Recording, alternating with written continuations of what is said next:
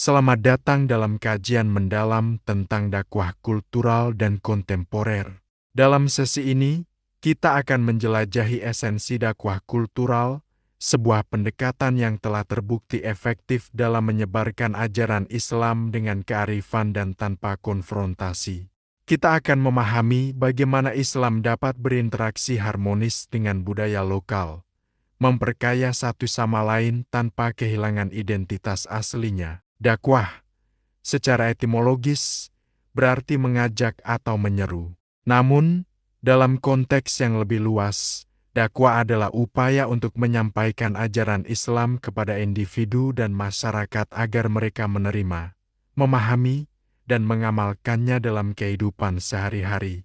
Dakwah kultural adalah metode dakwah yang menggunakan media budaya sebagai sarana penyampaian pesan Islam. Ini bukan berarti islamisasi budaya, melainkan islamisasi nilai-nilai yang terkandung dalam budaya, atau bahkan menggunakan bentuk-bentuk budaya yang sudah ada untuk menyampaikan pesan Islam. Salah satu contoh paling monumental dari dakwah kultural di Nusantara adalah yang dilakukan oleh Wali Songo. Para Wali Songo tidak menghancurkan budaya lokal yang sudah ada, melainkan mengadaptasi dan mengintegrasikannya dengan nilai-nilai Islam. Mereka menggunakan seni pertunjukan seperti wayang, gamelan, dan tembang-tembang Jawa sebagai media dakwah.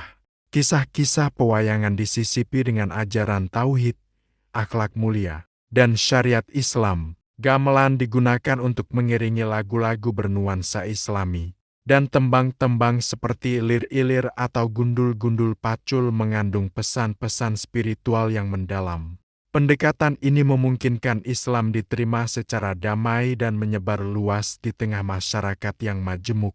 Prinsip utama dakwah kultural adalah membumikan Islam tanpa menghilangkan esensinya. Ini berarti dai harus memiliki pemahaman yang mendalam tentang ajaran Islam sanak keilmuan sekaligus kepekaan terhadap konteks sosial dan budaya masyarakat sanad kehidupan.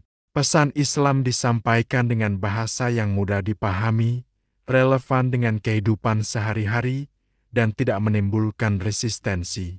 Dakwah kultural menekankan pentingnya hikmah kebijaksanaan dan mauizah hasanah nasihat yang baik dalam setiap penyampaian pesan. Dakwah kultural juga sangat relevan dalam konteks masyarakat multikultural. Di Indonesia, dengan keberagaman suku, agama, dan budaya, pendekatan ini menjadi kunci untuk membangun harmoni dan toleransi.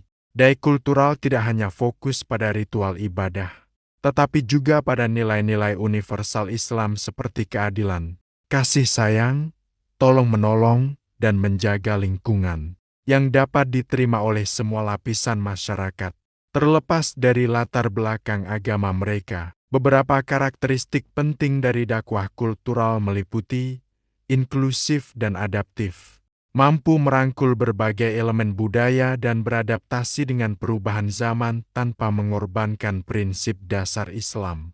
Dialogis dan partisipatif, mendorong dialog dua arah antara dai dan madu, serta melibatkan masyarakat dalam proses dakwah. Subtil dan persuasif, pesan disampaikan secara halus, tidak menggurui, dan lebih mengedepankan keteladanan uswah hasanah. Berorientasi pada perubahan sosial, tidak hanya fokus pada perubahan individu, tetapi juga pada perbaikan struktur sosial dan kebudayaan yang lebih luas. Dalam praktiknya, dakwah kultural dapat diwujudkan melalui berbagai media, seperti seni, musik, teater, film, sastra, kaligrafi, dan arsitektur yang bernuansa Islam. Tradisi lokal mengintegrasikan nilai-nilai Islam ke dalam upacara adat, perayaan lokal, atau kebiasaan masyarakat yang tidak bertentangan dengan syariat. Pendidikan mengembangkan kurikulum yang relevan dengan konteks budaya lokal, mengajarkan nilai-nilai Islam melalui cerita rakyat atau kearifan lokal. Ekonomi kreatif mengembangkan produk-produk halal dan etis yang memiliki nilai budaya dan estetika tinggi.